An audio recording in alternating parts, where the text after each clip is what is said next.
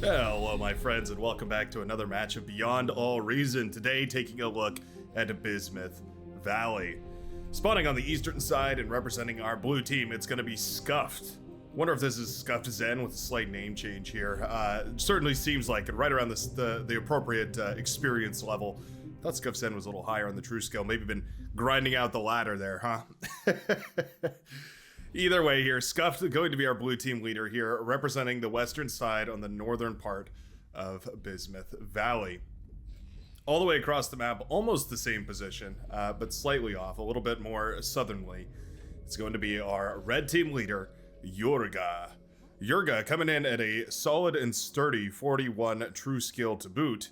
Plenty of chevrons back behind that name as well. I'm expecting big things out of Yurga here today as our Cortex commander in red, going immediately into a bot lab.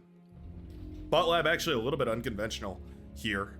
Fighting on the low grounds usually necessitates vehicles. It's just you don't lose anything by playing vehicles here because typically those vehicles struggle up and down hilly terrain. So on these hillsides and whatnot, vehicles are going to struggle. Down in the middle of the map, it's really hard to pass up the HP benefits you get, the tankiness you get out of those, well, medium tanks. Now, right off the bat on Bismuth Valley, one of the most important things is getting aggressive as quickly as possible here. Are we in a 1, 2, 3, 4, 5, 6, 7, 8? Okay, yeah, we have 8 players. For some reason, there's an empty spot right here. I guess that's just Yurga's spot. Yeah, he just started very far forward here. Not the end of the world, but we've seen when you forego your early metal extractors, you're really losing out on hundreds of metal. Like that. We are queuing up the advanced solar panels back here. Just a single constructor. Oh no, there's actually a buddy going to be following that constructor around. I actually really like that. That's one of my favorite ways to get up just kind of a passive economy up and running. It's just set 2 constructors to go build a whole bunch of advanced solar panels over here. I really like that quite a bit. I tend to find that doesn't drain my economy as much as maybe focusing on units and then focusing on economy, focusing units, focus economy, which is usually the most efficient way to do it, but also takes a lot more APM. And for APM deficit players like myself, usually it's a little bit easier to just, yeah, go ahead and queue all that up and forget about it. A couple of rovers already trying to sneak their way over on into here, but an LLT will make short work of those 4-wheeled light scout craft, and Yurga will be all good to start moving the commander out here and onto the map. More scouts all over the place from Shmewen, or SME-Wen, Shmewen. We'll go with Smewen. our blue player, our teal blue player here. Yeah, Rover's looking to snag a kill here. There are counter rover forces to oppose the rover forces. And indeed, those teal rovers will go down here to Anaya. Anaya moving her forces across now into the middle of the map. Going to intercept a whole bunch of rascals that have also been, oh no, rovers over here actually that have been produced. Rover v Rover warfare. Automated warfare to the max. This is what Mars is going to turn into, more or less, eventually. Metal extractor as well as constructor in a little bit of trouble here. Blitz tank kind of passing up the rovers that are now insurrecting across the map here. And this is starting to become some nice damage. See the metal extractor go down? Ooh, metal extractor lives right there, actually. 9% on that bad boy. Ooh, yeah, they're thinking about going back for it. Yeah, those rovers want the kill. They are going to get it, but I think it's going to come at the cost of all of their lives. Not bad, though, still. Getting 2 metal extractors. It's 100 metal worth of infrastructure there for just 31 metal a scout. I'm going to say that's well and away worth the damage that was done right there. Nicely done. Killer Storm setting up a armed metal extractor out in the middle of the map here. I actually quite like it. It's one of those things that I feel like Cortex commanders pass up on a lot, is the power of these armed exploiters, the armed metal extractors. They're very good for locking down certain areas of the map, and they also have a reasonable amount of health. 1440 health is nothing to turn a sour eye towards. They're definitely very strong, especially against that T1 early spam. They can shut down grunts, pawns, you name it. They can deal with basically all of it pretty much effectively. A little bit of a blitz run by, thinking about happening over here. Yeah, blitz is going to settle for the grunt kill, but I think it'll go down with the ship, so to speak here, as Chicken Tasty is happy to eat up those corpses. As a fellow corpse enjoyer, I can say it does feel quite nice to eat up your enemy's forces whenever they are left in wreckage on the field. Always a nice little metal boost, right? one of those things that just makes every commander's day. Ooh, accidentally D-guns down his own LLT right there. Hoping to get a killer D-gun, but actually only ending up killing his own forces here is Numpty. Ooh, yep, not getting the D-gun on those blitzes. Nicely done by Scuffed, keeping those blitzes just out of that commander's reach, making sure that they aren't D-gunned to smithereens. At this point, a constructor moving forward to build that geothermal. Looks like it's a great race between the yellow and the red. Chicken Tasty trying to claim that geothermal, but I do believe Numpty is going to get on top of it a whole lot quicker here. And will eventually end up in control of that. These blitzes have jumped to the back line, though, and they're now starting to do some real damage. Yeah, taking on those metal extractors is quite nice. That being said, 3 of them did go down, so that's not exactly a positive trade yet. But over time, that can certainly add up to a decent amount of damage done here. Fourth and final of those blitzes will go down as well. Incisors getting very brave over on this side. They will be repelled by a nice little defensive line over here. We've got walls, we've got LLTs, we've got tons of forces, aggravators, thugs, even some grunts mixed in here, and Kaguya is in a little bit of a rough spot. Now Festus definitely with a more sturdy looking defensive line, I have to say. Yeah, this gives inspiration. This is a little bit thin. However, a riot tank is going to do some serious work here. Obviously, going for the vehicle start versus the bot start means you're going to be a little bit slower to the buildup, but your units are much more durable, so you're going to have an easier time maintaining cost-effective trades, and especially if you manage to deal damage and then pull your units back, you're going to be able to repair them a whole lot easier, just because they're a little more likely to survive.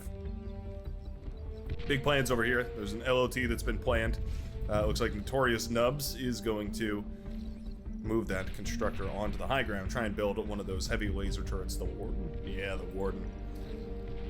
If I don't practice daily, I start to lose track of what each and every unit is named, right? That was one of the first things. I haven't talked about this in a while, but one of the first things when I first started commentating, gosh, over a year ago now almost.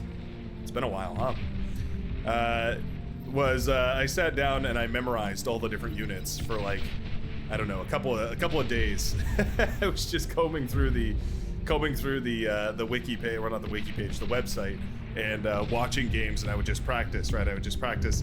This is a Wolverine. This is a Pounder. This is a Brute. This is a Thug. This is an Aggravator. You know, or this is a Grunt. This is where's an Aggravator? There's one. I still get the Aggravator and the Agitator mixed up sometimes, but yeah, that was my training, right? Watching a whole bunch of casters and commentators, as well as practicing learning all the different names. Wolverine's causing a whole bunch of problems over here for this heavy laser tower. It is being repaired back to full health here by these constructors, as well as a nano turret that was built, so that's quite nice, at the very least maintaining the health of that bad boy. But yeah, it's sort of a temporary solution on a permanent problem. These Wolverines, of course, capable of dipping in and out of combat, firing and forgetting, and it's only a matter of time before this all gets whittled down here. Heavy laser tower getting phenomenal value up on this hill, though. Yeah, I quite like this thing. It's done some good work. And there it goes, continuing to blast away at a whole bunch of these incisors over here. This is really, really nice. It's always a gambit, right? How valuable can your static defense really be? Well, if you put it in a good enough position, quite valuable is the level. We do have the exploiter over here, which is quite nice. It's going to offer quite a lot of health value to this fortification over here. Tanks being blasted away by the Warden.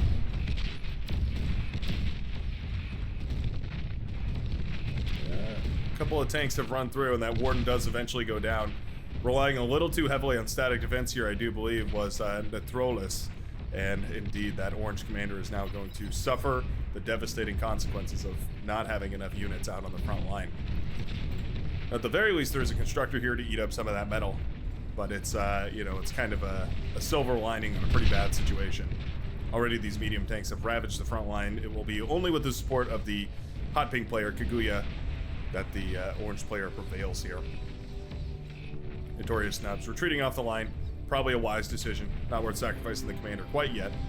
Try and save some of those Wolverines if possible. Yeah, those pink tanks get a little too bold and they can get D-gunned down and lose them all in a heartbeat. Definitely have to be careful about that. Cost-effective trades, obviously the ideal situation, but oftentimes very difficult to gauge.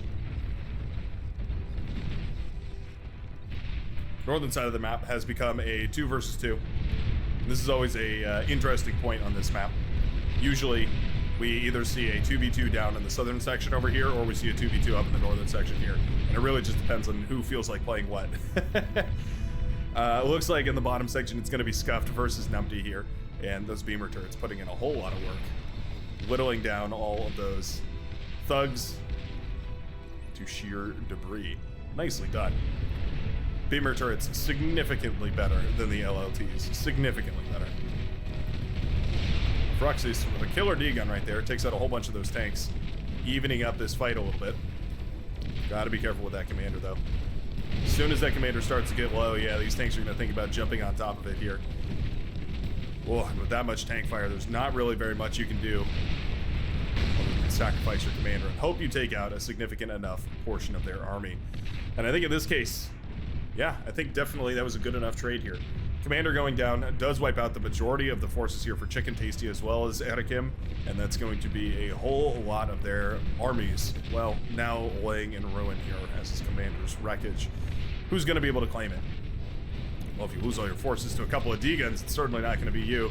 The commander's more than happy to step forward and try and claim all of this. Rocketeers, well, aggravators actually, firing on this bad boy right here, trying desperately to get a decent connection on that medium tank. And I think Chicken Tasty is taking slow but surefire steps towards that commander wreckage, looking to get that 1.25 thousand metal under their control. Medium tank's now firing on thugs. Janus is also firing on thugs. It's not a happy day. Not for the thugs, anyways. The Januses are probably more than happy. The thugs, not so much.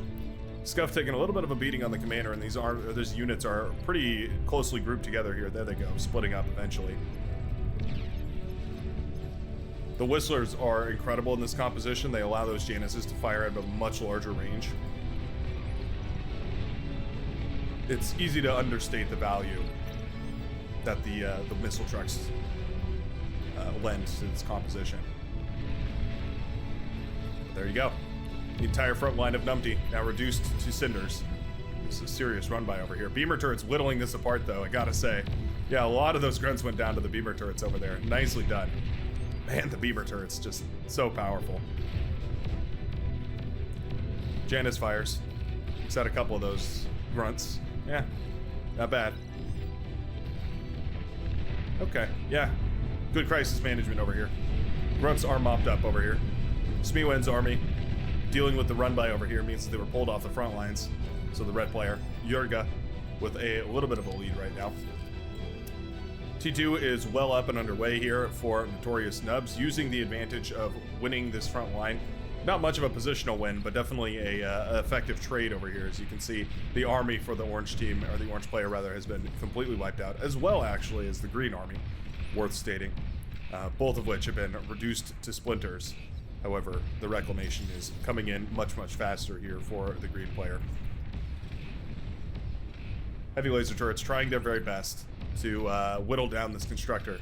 They just don't have a line of sight. Just firing into the dark.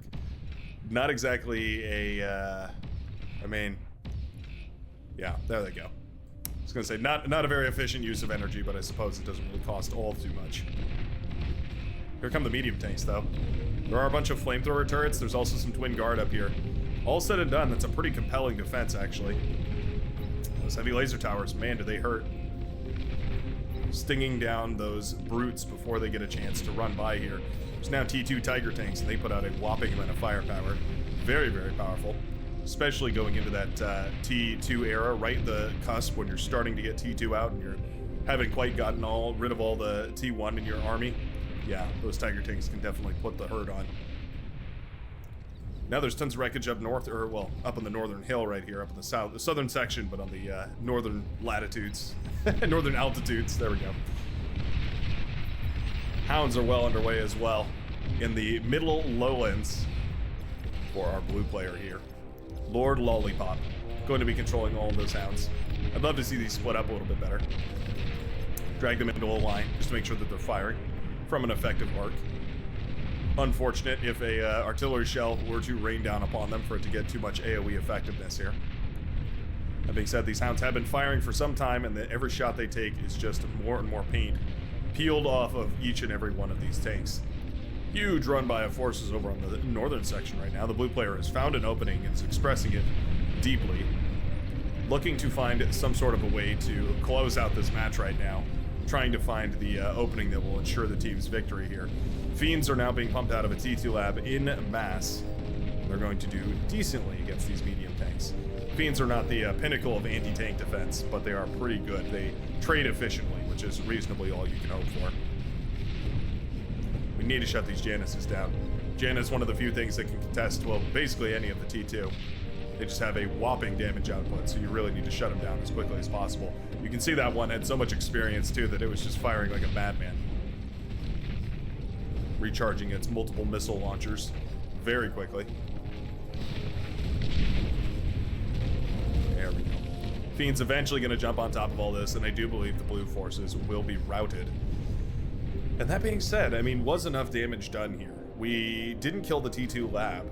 We only got about half of the power infrastructure over here. And for all that T1 metal income, or T1, well, metal wreckage left on the field here, I'm just not sure it was worth it. Yeah. Scuff sends Commander way too far forward right now. Yeah, that is a lone commander, and those Fiends are more than happy to burn that guy down. Thug's also pushing alongside this. Scuff knows how dangerous those Fiends are and starts blasting them away, but it's too much with too little on the back end here. It's going to be Scuff sends Commander going down. Uncharacteristic mistake right there. Overextending like that, not really what we're looking for here. Your only advantage here was the fact that you managed to remove all of these metal extractors from your opponent, but with the red army now marching forward, there's not really anything available for the blue player to go for. Blue player's base has actually been ravaged over here by a bunch of yellow forces. Maybe that's what triggered a little bit of an all-in at this point. Yeah, northern side looking very rough. Nobody has taken this player up in the northern side. Looks like we had a little bit of an early tap out. Oh, and indeed, our blue player will also tap out. All right. Things are getting spicy here. Things are getting spicy. Beamer turrets still threatening. This is just a T1 army. Well, every time those Janus fire, man. So much damage. Especially against clumped up units. You can see it killed one unit and it sent that aggravator flying. He's still thinking about his mistakes. I never should have approached that Janus, man. Yeah, you consider that. Consider it well. I do love the Banisher. If there's one unit that's just thematically beautiful, it's got to be the Banisher. Nothing screams get out of my house like a 40-ton missile headed directly into your tank's frontal armor. The Banisher is kind of the hammer when you need a brute solution. The Banisher is the hammer that you need. Does that make sense? Is my point clear? When you just need to do a lot of damage, the Banisher comes out to play. Heavy hitting, long ranged, heat seeking. It basically packs all of the military hardware you could ask for, and then a little bit more. Very brutal weapon of war. Sheldon whittling down all these T1 forces over here, starting to become a real pain in the a real thorn in the side of Kaguya, and his forces are standing strong, but not for long. And I do believe that with these Banishers encroaching as well, it's not going to be too long before we see the collapse of the southern side here. Northern side fighting a huge incursion of forces. Tons of Fiends running into the back lines right now. We see no response for Shmuen, who has taken over a second base over here. This was the blue player's base that he is now taken charge of. Sort of a proxy state. And yeah, well, not much to worry about at this point, as those Fiends burn through this area of the map, shutting down basically everything that was standing over in this section. A couple of those Fiends do run down south here, as well as some of these medium tanks, trying their very best to shut down some of that vital power production for the blue player. Lightning tanks, welders, Mausers, oh my. Everyone and their mother are trying to shut down blue production over here. That being said, the purple army is doing a great job of routing these forces. Okay. Damage is minimalized. We do have some more Fiends in the back, though. Ooh, and they're going to get the T2. That's really nice. Yep, T2 Constructor goes down. Doesn't seem like a lot, but it is really annoying to have to be constantly reconstructing those. Starts to get real expensive. Well, Commander in a little bit of trouble here. Anaya's commander falling prey to the Tigers. And they are searching for that kill. They're not going to get it. 10% left. Oh, the Banisher's firing away here. Oh, and the Banisher missile will snipe the commander. Nicely done right there. I do notice Notorious Nubs sitting on a cool 6,000 metal in the bank right now. I wonder why we're not spending it. We are spending it. Okay, we're having a critical energy shortage right now. I think we need to pause the build power and just go directly into the fusion reactor. Get this fusion reactor up and running, and you're going to be able to spend all that juicy metal that has been reclaimed over here. This constructor has been hard at work eating up all this juicy reclamation here. We also need to see metal extractors going down, right? Start reclaiming all these metal extractors that you don't have control of. Feels like it's unworthwhile investment, but I assure you, when that metal starts flowing in, you'll feel much happier having it in your pocket than not. Arbiters are out. Long-ranged heavy rocket bot here for the Cortex faction, firing away at whatever they can. Only really effective against static targets here, so I don't think these tanks are really going to be much to suffer. But sure, if they manage to find the connection, it'll be well worth it. You never know, if your enemy's tanks might sit still for just a moment, you can get a really brutal connection with those rocket bots. They don't really have tracking, so to speak. They just fire at where the enemy is, not where the enemy is going. What it does mean is that if you manage to pair them with some sort of EMP bomber or shurikens or any kind of stun, you can end up getting a really fabulous trade. Oh, those rockets almost connected. A lot of almost here, but nothing quite so sure as a 100% connection.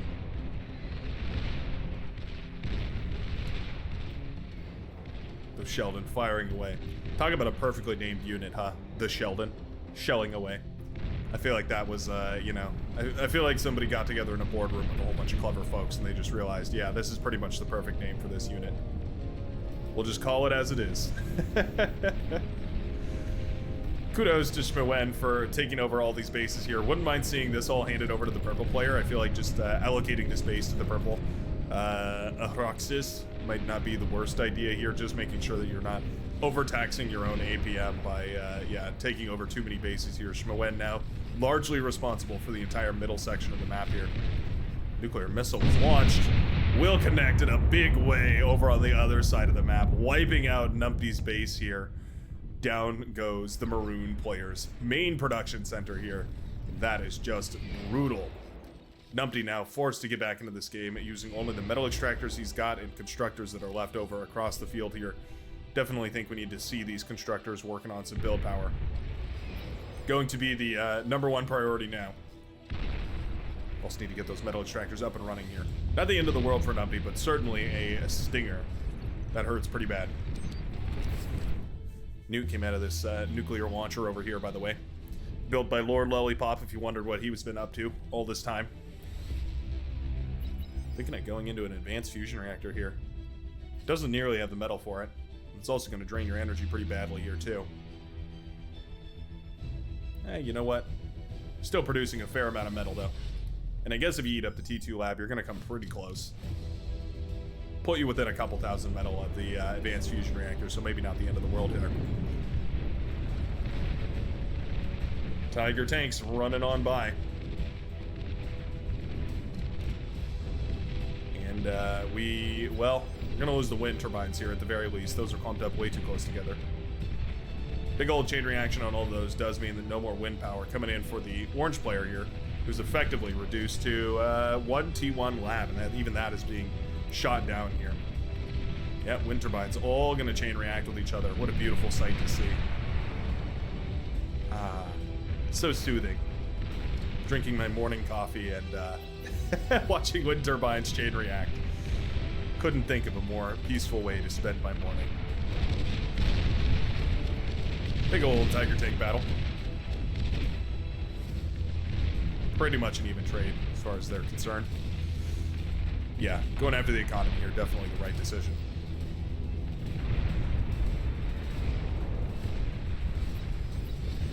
Surprisingly, the northern side has pushed back completely. Starting to come all the way back into this position here. Well, that being said, all of the army just died, but still managing to take back a little bit more space over here. Not worth very much is all that space if all these metal extractors are down right here. This is a critical oversight of the blue team right now, is that we're not retaking all of these metal extractors. We desperately need to see some units getting to work, putting all these metal extractors back up and running. Otherwise, what is the point of having all this land available here? Yeah, we need to spare 2 or 3 constructors to just go around rebuilding all these metal extractors. Otherwise, the economic difference is just going to overwhelm the opponent. That being said, the blue team's still with a massive economic lead. I'm not even sure where that's coming from. 450-ish metal per second versus just 300 from the red team. The red team, despite having tons of metal extractors all over, and T2 all over to boot, I guess there's just more T2 here for the blue team, yeah. Loads of T2 in the back line, I suppose, whereas the red team's T2. Pretty much just the red player. Yeah, not a whole lot of T2 here for the yellow player moving forward either. Erikim doing a great job of upgrading all those T2 metal extractors. Would love to see the T2 engineer going around and upgrading his teammates' metal extractors, especially these valuable ones, right? The 2.8 should definitely be upgraded. Work on the 1.8s afterwards, do a little bit of charity work, right? There's a heated debate about whether the eco player should, or whether it's effective for the eco player to basically just pay to upgrade everybody's mexes. Just go around upgrading mexes as a means of support rather than handing out T2 and making them do that themselves. I feel like it's a pretty solid way to help out your teammates. Oftentimes it goes underappreciated because, well, it's kind of the expected norm that you're just going to hand out the T2, but it's certainly one means of definitely helping your team here. Oh, another big nuclear connection right there. Just enough to wipe out the lab, but not enough to obliterate it. Man, these nuclear connections have ravaged the red team here, shutting them down across basically every front. The red player does not have an army in position at this point. Yeah, it's all gone. Medium tanks are all that's left, and they're not going to stand up to these Sheldon here. The overwhelming firepower coming out of those Sheldon just going to whittle down everything that's left. Suddenly, the green force is also pushing down on the southern side as well, and there's just too much for the red team to hold on here. The numbers have just grown too large, and I think that economic advantage is just expressing itself now. More and more forces here, pushing into the red team's bases, and unless we see a drastic change of pace here, it's just going to be an overwhelming victory for the blue team. Tiger tanks do take out the anti-nuke down south here, leaving this base completely exposed. These tanks could actually just back off at this point. This is dead meat. No reason for them to, though. They're effectively trading here, so you might as well just let them trade. And yeah, eventually the pink player, hot pink player here, going to go down. Energy converters pop. All of their forces are going to be whittled down as well. And I think it's going to be all she wrote here for the southern side of the red team. Landmines. Tremendously efficient method of stopping these fiends from running by, especially one by one. Well, it'd be even more efficient if they were grouped up, but even one by one, I guess is what I mean. They're still going to be plenty effective at shutting down any of those units coming through.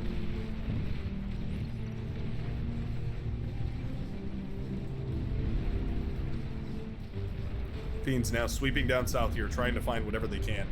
I'm gonna get a metal extractor. Nice. Don't think it's gonna matter though. Eventually, these advanced solar panels did come online. A little bit too slow to that T2 transition, though. I think eating these up and turning them into a fusion reactor might have been an even better choice here.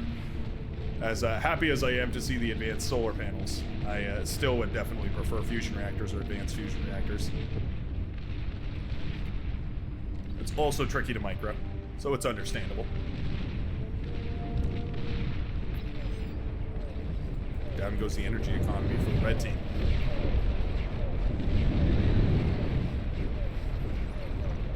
Things to learn from this battle. It's one of the things that I always hope to leave people with is takeaways that they can look for in their own games, maybe look to improve. One of the things that I'm always looking for in these replays, ways to improve my own game. One of which is the power of that tech transition, right? Getting these T2 units out quick enough meant that the blue team was able to trade just a whole lot more cost effectively against the T1 forces of the red team. And then eventually getting those T2 metal extractors up and running. Yeah, this is just an overwhelming economic victory at this point. Love the inclusion of the sumos here. Sumo's great for doing basically any sort of spam protection. Very powerful, rapid, high damage, heavy laser. But it looks like that will be all she wrote here as the red team decides to tap out. Blue team securing victory here. I was a little surprised with how early on that much damage was done up on this northern side and how Those metal extractors went unclaimed, but still managing to eke out a victory over the southern side and then up into the heart of the red team and seizing victory for their blue grubby little mitts. Love me some good Beyond All Reason. If you do too, you can show me that by hitting the like button and showing your support for the channel that way. Always happy to hear from you guys down in the comments below if you have anything that I missed, because it does happen quite often. Always happy to hear what you guys have to say down below in the comment section. I hope you have a great rest of your day, and I will see you in the very next Beyond All Reason video. Peace out, folks.